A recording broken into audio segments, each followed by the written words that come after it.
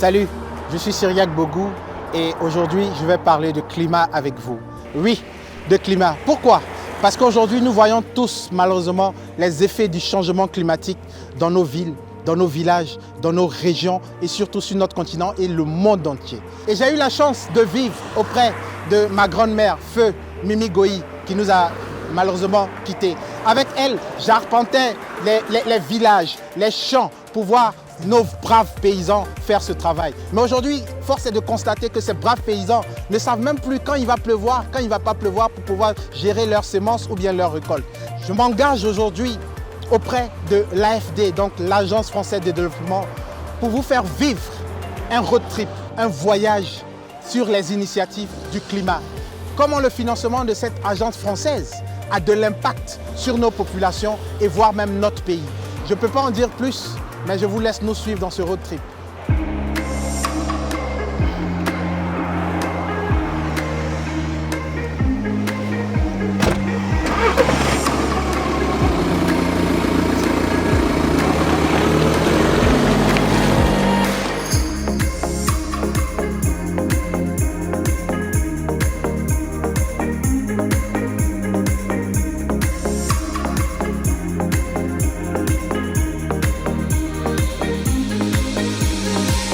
Je suis aujourd'hui avec Philippe Roudier, donc expert climat de l'AFD, qui va nous parler déjà de cet investissement de l'AFD en Côte d'Ivoire, mais après qui va nous parler de certains concepts. Si je vous dis atténuation ou adaptation, est-ce que ça vous parle?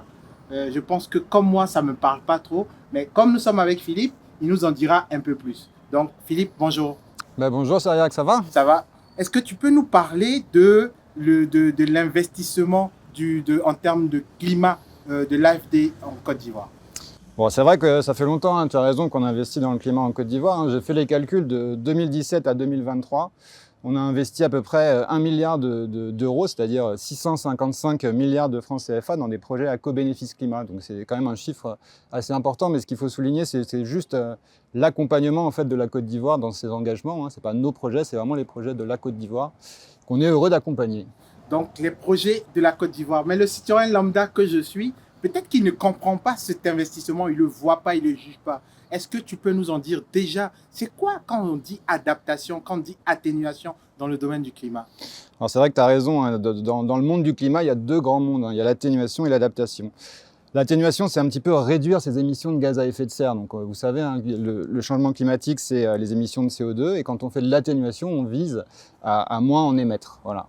L'adaptation, en revanche, c'est un petit peu différent. On constate hein, qu'il y a du changement climatique, qu'il va y en avoir, et on vise un peu à modifier ces pratiques. Donc, vous avez une activité, vous allez modifier, changer vos pratiques, vous adapter en fait pour réagir en fait à ces impacts du climat, donc actuellement et aussi dans le futur.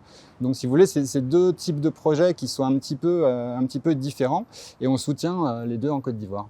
Merci et j'espère que vous en savez plus en termes d'adaptation et d'atténuation grâce aux explications de notre expert, donc Philippe Roudier de l'AFD. Alors Cyriaque, pour voir si tu as bien suivi en fait, les définitions d'atténuation ou d'adaptation, j'ai préparé quelques petites questions à te poser pour voir voilà, si c'est bien acquis et aussi pour les followers bien sûr. Donc première question, pour sa riziculture irriguée, M. Kouakou décide de passer d'une motopompe classique diesel à une motopompe solaire. Est-ce que c'est de l'atténuation ou de l'adaptation?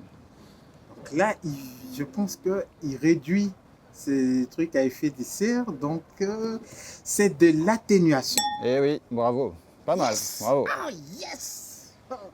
Allez, deuxième question. Attention, il y a peut-être un piège. Madame Seri a 2 hectares de cacaoyers en plein soleil. Suivant les conseils de sa coopérative, elle décide de mettre des arbres dans ses champs, du fraqué, du petit cola, etc. Et elle s'oriente vers l'agroforesterie. Est-ce que c'est de l'adaptation ou atténuation? Tac, tac, tac, tac, tac, tac. C'est difficile. Est-ce que là, elle a son cacao et à l'intérieur, elle plante d'autres cultures? Je dirais adaptation. Eh ben, tu as raison, mais c'est aussi de l'atténuation. C'est là qu'il y avait le piège. En fait, comme elles plantent des arbres, les arbres, ça stocke du carbone. Donc, en fait, ça enlève le CO2 qu'il y a dans l'atmosphère. Donc, c'est une option d'adaptation et d'atténuation en même temps. Et c'est pour ça que c'est intéressant et qu'on accompagne plusieurs projets, dont certains que tu vas aller visiter, sur l'agroforesterie, justement. Mais en tout cas, bravo. Hein. Merci Philippe pour toutes ces informations et surtout pour le quiz. Et je suis content d'avoir pu répondre, ouais, sauf la dernière qui était où il y avait le petit piège et autres. Mais bon, nous allons aller sur le terrain pour vous montrer ce qui est réellement fait avec l'investissement de l'AFD. Donc vous pourrez voir via ce road trip que nous allons commencer. Et dernier mot Philippe, ton dernier mot ce serait lequel?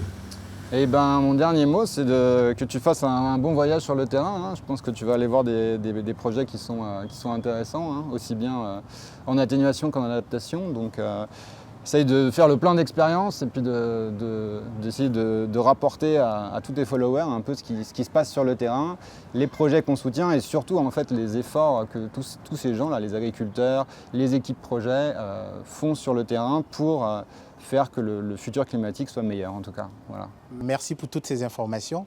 Quant à vous qui nous suivez donc en ligne, ne bougez pas parce que cette aventure, ce n'est pas seulement moi, ce n'est pas seulement mes équipes, mais c'est ensemble que nous allons la faire. Donc partagez, likez, discutez aussi donc dans les commentaires. Suivez-nous en ligne, suivez l'aventure, suivez ce road trip, donc l'AFD sur le climat, parce que c'est une affaire de tous quand on parle du climat.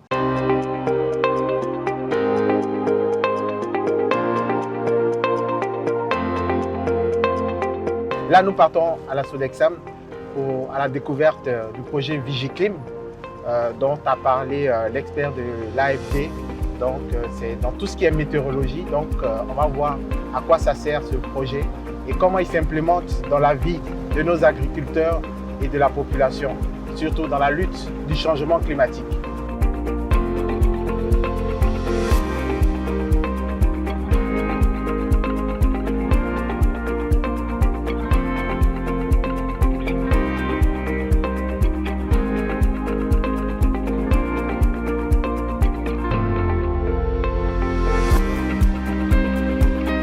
Merci beaucoup, M. Kindia, de nous recevoir ici à la Sodexam. C'est moi qui vous remercie. Soyez les bienvenus. Merci encore.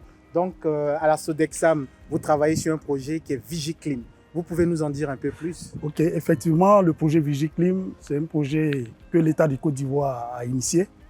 Le projet Vigiclim, c'est un système de vigilance, d'alerte des services climatiques et météorologiques pour fournir des services aux usagers. En un mot, c'est pour moderniser le service météo de Côte d'Ivoire. Le projet Vigiclim a 5 composantes. La première composante, c'est la fourniture et installation des systèmes d'observation.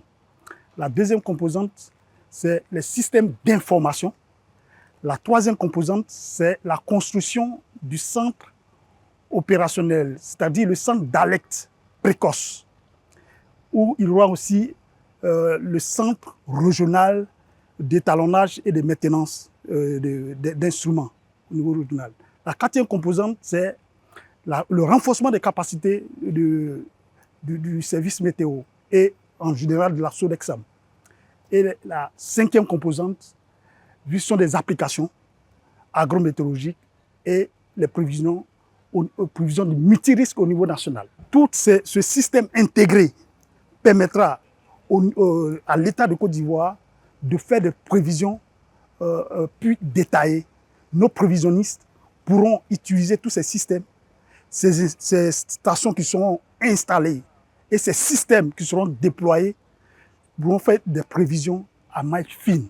Est-ce possible de nous faire visiter le centre de prévision de la Sodexam? Ok, je vous y invite. Nous allons aller vers la salle de prévision météorologique de la Sodexam où vous allez voir comment est-ce que les systèmes sont utilisés par les prévisionnistes.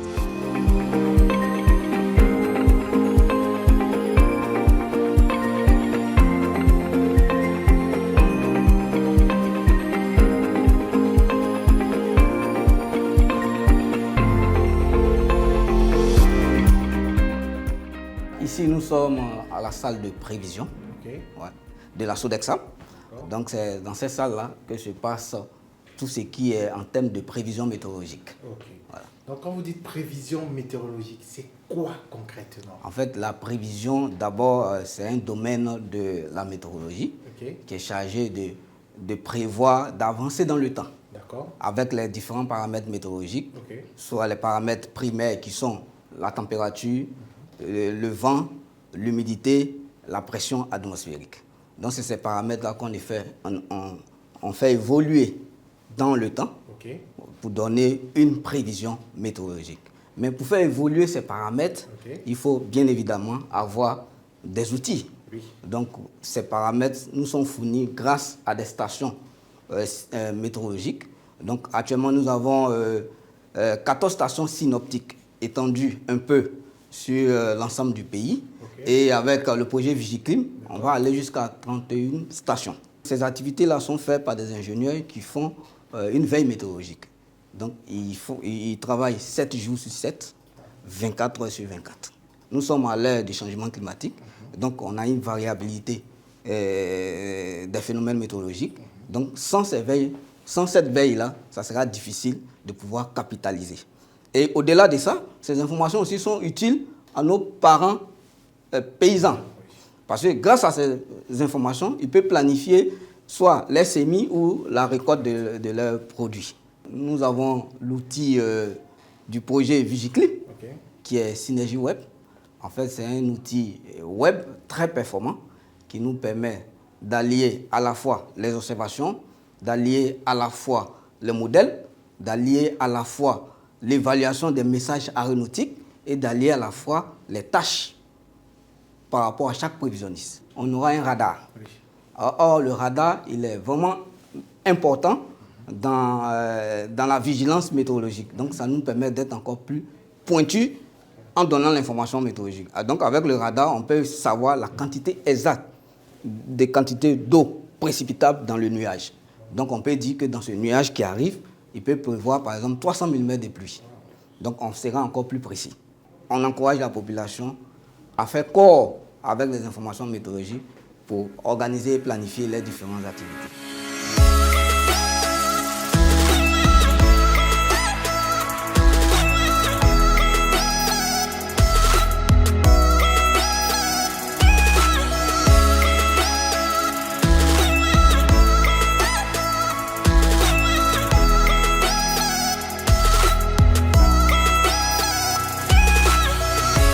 Hello depuis Bouaké, nous sommes là pour vous expliquer ce qui est fait véritablement dans ce projet dans le cas du changement climatique en termes de résilience du coton. Donc sachant que la Côte d'Ivoire fait partie des pays producteurs de coton dans le monde, nous allons aller voir ce qui est fait auprès de nos chercheurs.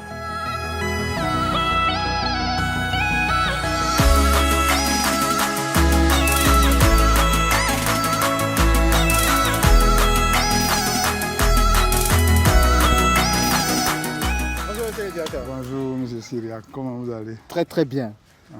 Donc si je comprends bien ici, c'est là que la magie s'opère. Oui. Ici, nous sommes en face d'un tunnel dans lequel nous sélectionnons des variétés qui résistent au manque d'eau.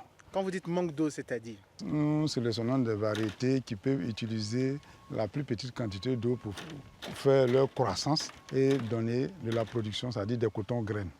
Wow. Donc, pas beaucoup d'eau. Pas beaucoup d'eau, puisque nous sommes dans des conditions de sécheresse, conditions de changement climatique. L'eau est vraiment utilisée de façon rationnelle. D'accord. Donc là, est-ce qu'on a la possibilité de voir la magie qui est faite chez vous ici? Monsieur Syriac, on peut venir à l'intérieur. Ici, vous rentrez. Merci beaucoup, monsieur le directeur. Voilà. Wow. Ici, nous sommes dans le tunnel. Nous avons des gobelets. Nous faisons la sélection de variétés contre le stress hydrique, c'est-à-dire le manque d'eau. Et dans ces godets-là, nous faisons la germination des variétés, compte tenu du fait que nous n'avons pas assez de semences. Et après la germination, nous faisons ce qu'on appelle la transplantation dans les différents pots. Et lorsque les plants sont dans les pots, nous ajustons l'eau. C'est-à-dire nous apportons différentes quantités d'eau pour voir quel serait le comportement de ces variétés en fonction de ces différentes quantités d'eau que nous apportons. Et après, parmi ces variétés, nous verrons la variété qui résiste mieux au manque d'eau, puisque c'est ça qui est l'objectif de notre travail. Ensuite, quand on a la variété qui résiste mieux au manque d'eau, nous allons en grandeur nature, c'est-à-dire à la station coton, les planter et voir leur comportement. Et ensuite, nous pourrons faire des mesures agronomiques pour pouvoir tirer le meilleur de ces variétés et pouvoir les proposer à nos parents producteurs.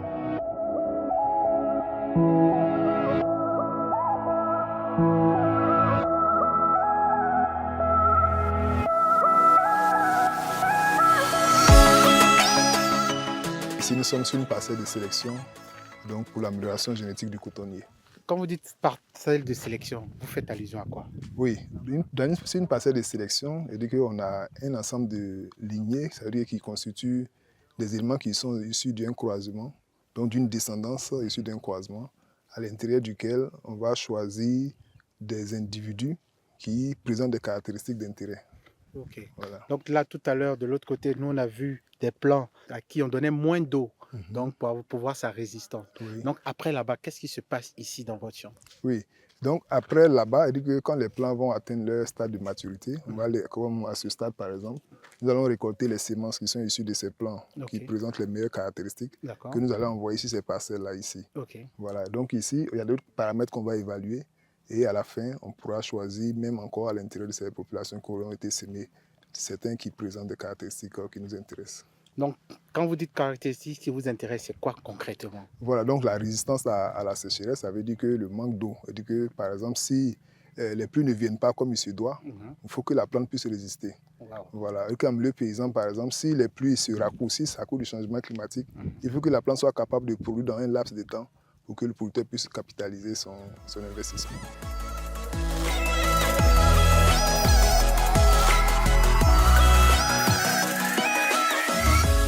Nous avons décidé de mettre en place le projet RESCO avec des activités qui pourront faire face aux effets néfastes du changement climatique. Donc ce projet a 4 composantes. La première composante qui est liée à la durabilité du cotonnier, qui est un projet qui permet de relancer tout ce qui est comme recherche qui va s'adapter aux effets du changement climatique. Et c'est le Centre national de recherche de Côte d'Ivoire, qu'on appelle le Centre national de recherche agricole, qu'on appelle le CNRA, qui travaille sur toutes ces innovations que nous sommes en train de mettre en place. Dans la composante 2, nous allons parler de tout ce qui est comme productivité et tout ce qui est comme professionnalisation. Donc, en termes de productivité, nous allons essayer de mécaniser et de motoriser aujourd'hui la production de coton. Nous avons déjà commencé la préparation des sols avec les labours, avec les tracteurs. Nous sommes arrivés au deuxième niveau qui est le traitement phytosanitaire avec les drones. C'est dire quoi? Traitement phytosanitaire avec le drone. Par le passé, nos parents utilisaient de longues pompes avec des produits qu'on mettait. On met soit le produit au dos et vous voyez, à un certain niveau du cotonnier, le producteur ne peut plus avancer. Donc il fait des chutes, le produit se verse soit dans le champ où le producteur lui-même est contaminé, malgré qu'il a des outils de protection, mais il y avait quand même des risques. Et il faut traiter un hectare en un jour ou en 2 jours. Aujourd'hui, avec le drone, vous allez traiter l'hectare en 10 minutes et le producteur a de fortes chances de ne pas être touché par une seule goutte du produit. Donc protéger la santé du producteur, épargner aussi le producteur de toute cette forme de toxicité. La troisième composante qui est liée à la commercialisation. Parce que le coton, quand il est produit, il faut le commercialiser, il faut l'évacuer du champ qui est au niveau des villages vers les usines de dégrainage qui sont situées en ville. Et il faut emprunter des pistes rurales. Ces pistes-là sont considérablement dégradées. Il y a un fort taux de dégradation de ces pistes avec ces effets du changement climatique. Pourquoi? Parce qu'il y a une concentration de la pluviométrie dans une période et qui agresse considérablement nos routes en terre et qui les dégrade considérablement. Aujourd'hui, ça crée une scission totale entre certains villages qui ne peuvent même plus accéder à la ville. Donc nous sommes obligés de reprofiler non seulement ces pistes, mais de créer carrément des pontes, nous appelons ça des dallos, pour pouvoir relier ces villages, pour pouvoir faciliter l'évacuation de la production des champs vers les villages et du village vers les usines de grainage. Pour aborder la quatrième composante, sachez que nous allons parler du renforcement des capacités des organisations professionnelles agricoles. En fait, la culture du coton est faite par des petits producteurs. Et ces petits producteurs sont organisés en associations, et ces associations de villages qu'on appelle des organisations professionnelles agricoles. Et ce sont ces organisations professionnelles agricoles qui ont un fort impact de développement local.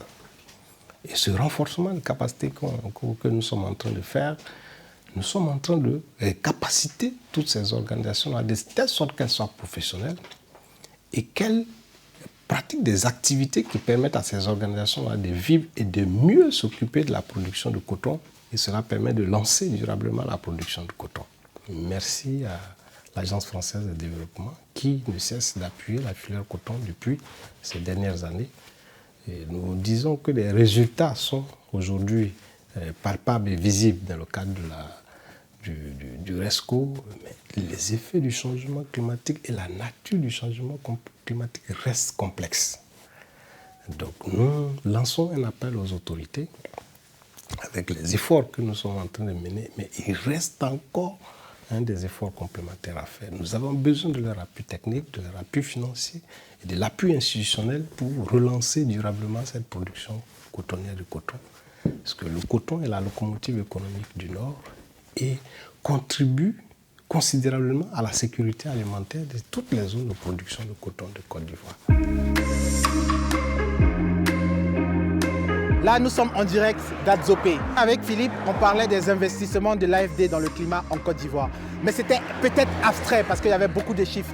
Mais là, on va vous emmener tout à l'heure dans des plantations pour qu'on voit concrètement comment cela a de l'impact dans la vie des populations. Aussi, comment il y a cette collaboration entre la population et les autorités locales. Et c'est ce qu'on veut vous emmener à voir. Donc, n'allez pas loin, suivez-nous juste, suivez-nous juste.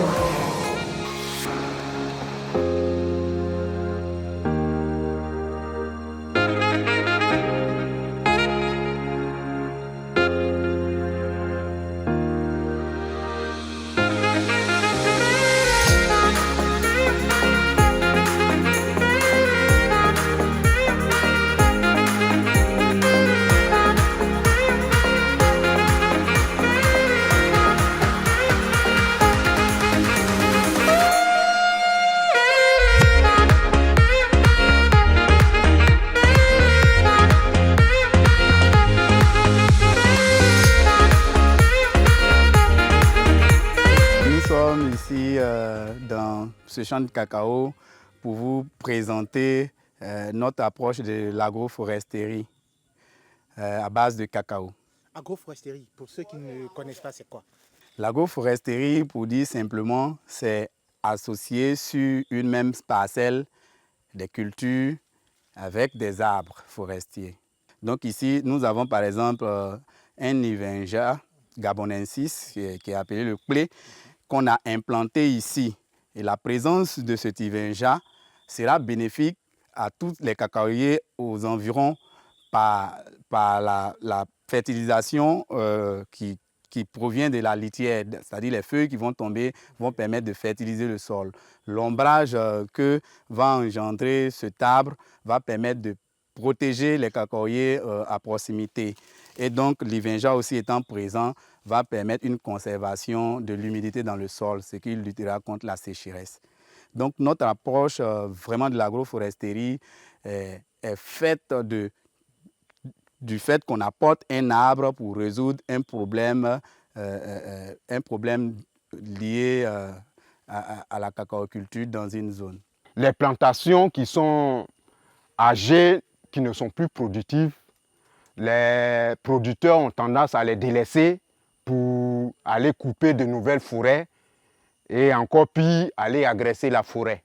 Donc, pour mieux lutter contre, en tout cas, ce phénomène, il faut les aider à réhabiliter la plantation qui ne donne plus. Pour que les champs qui sont vieillissants, qui ne donnent plus puisse encore reprendre de plus belle.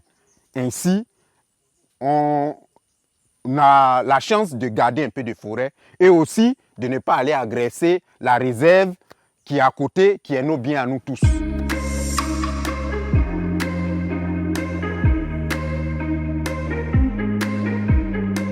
Nous mettons à cœur l'éducation des enfants parce que ce sont les éco-citoyens de demain.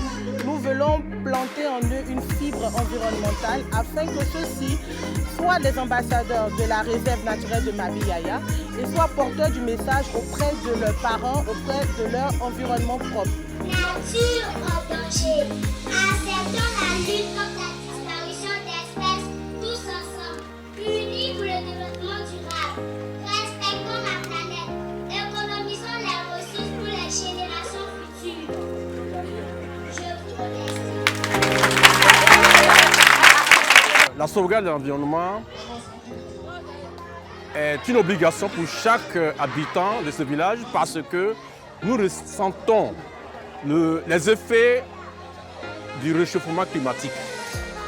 À cet effet, une opération de planting d'arbres a été initiée par mes soins pour que l'ancien site du village soit érigé en une eau de forêt. La vie de l'homme rime avec la vie de l'arbre. Donc autant que nous sommes, nous devons protéger la nature pour les générations futures.